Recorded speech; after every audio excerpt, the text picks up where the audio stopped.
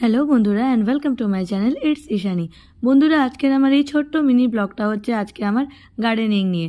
আমি রিসেন্টলি কিছু চারা কিনে এনেছিলাম, যেটা তোমরা আমার ব্লগে দেখতে পাবে।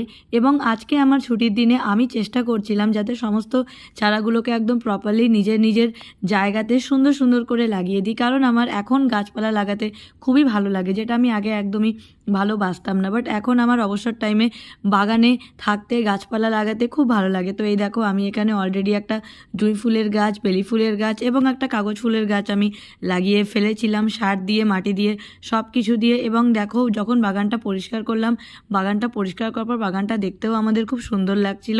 এবং আগের যেই গাছগুলো ছিল সেগুলোকেও একটু একটু করে মাটিগুলো খুঁড়ে নিয়ে সার মিশিয়ে জল দিয়ে বাগানটা একদম তকতক ঝকঝক করে দিলাম। তোমরাও কে কে গার্ডেনিং করতে ভালোবাসো আমাকে নিশ্চয়ই জানিও। তাহলে আবার দেখা হচ্ছে তোমাদের সাথে আমার নেক্সট ব্লগে। সবাই ভালো থেকো, সুস্থ থেকো আর দেখতে থেকো ইটস ঈশানী। টাটা।